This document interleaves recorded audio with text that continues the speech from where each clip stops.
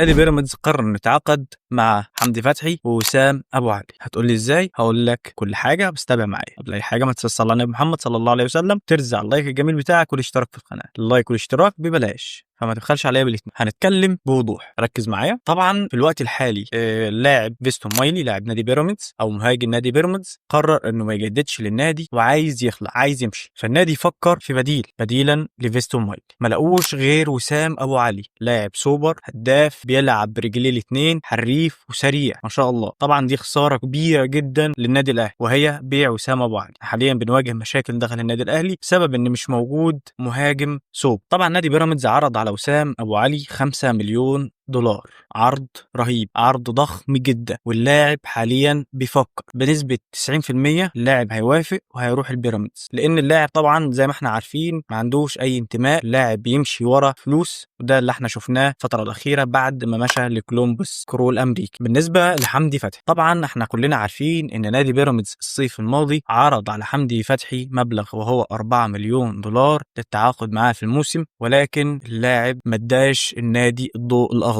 للتفاوض مع نادي الوكرة القطري. في الوقت الحالي بقى كلام مؤكد 100%، تقارير موثوقة قالت ان حمدي فتحي بنسبة 90% داخل بيراميدز في يناير المقبل. طبعا حمدي فتحي في الصيف الماضي اتكلم مع إدارة النادي الأهلي وقال لهم انه عايز يرجع. في الوقت ده الأهلي قال له انت معاك حرية الاختيار، يا ترجع يا تكمل. طبعا هو كان طالب مرتب عالي، الاهلي ما وافقش لان احنا عندنا سقف للرواتب بتاعه اللعيبه، فمش هتيجي على حسابي وانت اصلا مستواك مش نفس المستوى اللي كنت موجود بيه عندنا. يعني انت في الوكره القطري مستواك بقى اقل خلاص. يعني ملخص الكلام، وسام ابو علي بنسبه 90% في بيراميدز، وبالنسبه لحمدي فتحي بنسبه 100% في بيراميدز. يلا يا باشا مع السلامه، اللي مشى هيجي مكانه 100. ما يفرقش معانا احنا اي حد، احنا نادي بطولات ونادي كبير، احنا نادي كبير ما بنقفش على حد، احنا بنلعب بس بروح الفانيلا. روح الفانيلا ده عامل قوي جدا ان احنا بنفوز وبنكسب وبنعمل اي حاجه احنا نفسنا فيها. بس كده، ده كان نهايه كلامي. ما تنساش اللايك والاشتراك.